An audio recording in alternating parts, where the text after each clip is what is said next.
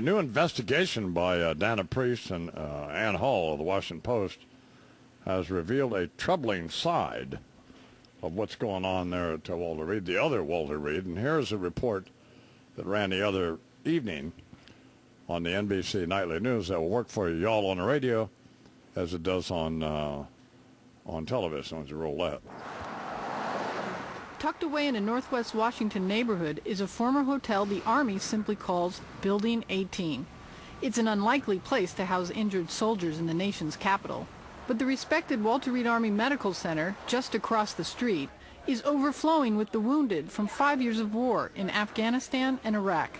So for some of the 700 outpatients, Building 18 is now home.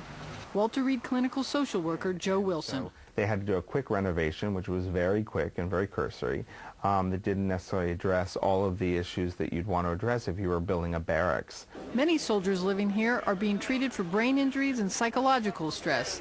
They've been promised the best the nation can provide.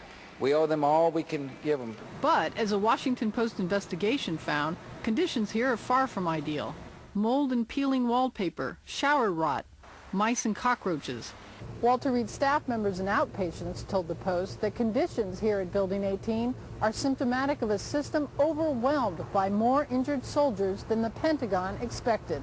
Small matters can become huge obstacles to injured servicemen trying to recover. Marine Sergeant Ryan Groves lost a leg when a rocket-propelled grenade exploded near him in Fallujah. You know, we're missing legs, arms, brain injuries. For Groves and others, reporting to a supervisor meant an awkward trek around 3 buildings.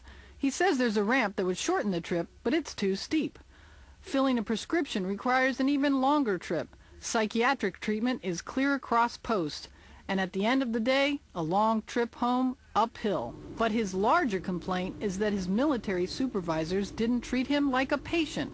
They made me feel like on a regular basis, like I was being a lazy, weak, poor excuse for a Marine. Soldiers can tend to feel disenfranchised from the system. They begin to resent the system. They'll withdraw. They'll not seek out services. No one is complaining about the quality of medical care at Walter Reed. Most say it's top-notch. But 65% of the troops polled by the hospital last March said their experience as outpatients had been stressful. As for Building 18, Army officials told us they started an aggressive campaign to deal with the mice infestation last October, and it's now at a manageable level. They also say they will review all outstanding work orders in the next 30 days, and they've added more social workers, case managers, and platoon sergeants to better address the needs of outpatients. But for soldiers and Marines trying hard to recover, it's another battlefield, here at home. Dana Priest for NBC News, Washington. Please welcome to the Imus Morning program, Dana Priest. Good morning, Ms. Priest. Glad to be here. How are you? I'm pretty good. How are you? I'm all right. So, you know, before we talk about how y'all got involved in this and why you did this story, if you could find out about it, wouldn't you think Senator Clinton and Senator McCain and Senator Obama and Senator Biden and Senator Dodd and all the rest of them could find out about it? I'm sure they could have. The problem is Walter Reed keeps people on a short leash when they're there, and if they don't think to ask, actually, if they probably ask their staffs, have probably gotten a lot of calls from soldiers who are trying to find a workaround for the problems that they face, and they end up calling their senators and congressmen, and there are a number of staff members whose phone numbers are written on the walls at Walter Reed because they actually can get things done. So I guess if they really wanted to know, they could, but most of them are kept on Ward 57 when they come and visit, which is the amputee ward inside the hospital, and don't really venture out into there are 4 buildings on post, and this one, Building 18, right across the post where most of these 700 people live a lot of them for over a year. And so at any one time, this is one of the things that really surprised us, is at any one time there are about 30 combat wounded in the hospital, only 30, because medicine has gotten so good they can get them in and out pretty rapidly.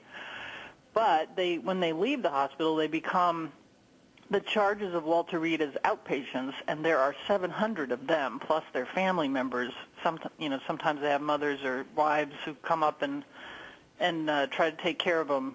So there's 700 people living either on post or off post in 18 or in some of the surrounding hotels and apartments. And that's really the world we wrote about. That's where all the problems occur. When we were there, with Senator McCain, I had plenty of time. I didn't have any place to go. But I didn't think to ask to look at anything else. Right. By the way, I wasn't overly impressed with the rehab facilities they had, which I said was pissed a bunch of them off, which I didn't care about. But and then got involved with building that center for the Intrepid down in San Antonio to Brooke Army Medical Center's Fort Sam Houston, which is a remarkable facility. That and those Fisher houses. Yep. But that just addresses that has nothing to do with outpatient stuff. Well, how did you all get wind of this? Well, if you had asked, my sense is they would have been hard pressed to tell you if there were any officers standing around. I mean, the people who talked to us took a great risk in talking to us and going on the record. And for everybody who's on the record in these series of stories, there are, a dozen people who said basically the same thing, but felt like they would be subject to retribution if they went on the record.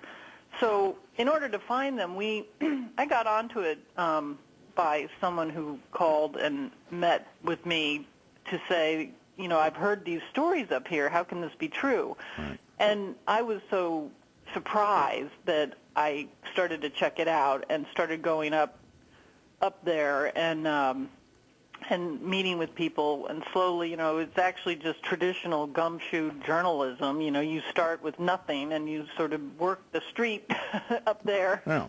And slowly but surely, a whole world began to open up. And then the trick was really to gain people's confidence and talk with them about what it would be like if they put their name in the paper. The senior enlisted man who we spoke with, who was on the front page 2 days ago, who was a senior sniper in Iraq and had lost his eye to a sniper in Ramadi. That was a tough picture to look at. Tough picture, and one of the reasons we could run it is his son was right there hugging him like he doesn't see the eye not there. It was really amazing.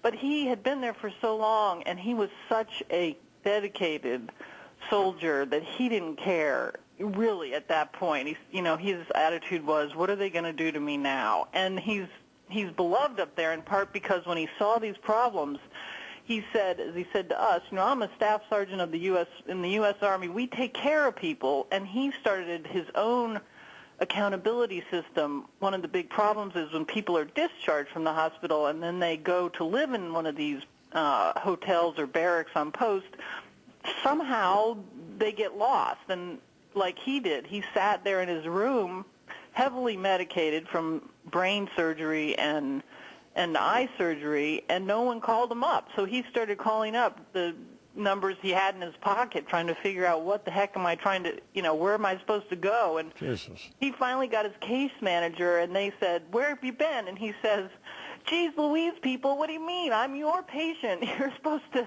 help me. He has a bad case of PTSD, anger problem. When he told us about this, he got so mad he had to leave I was talking to him in the restaurant the first time. He had to get up and leave the restaurant. He was so angry.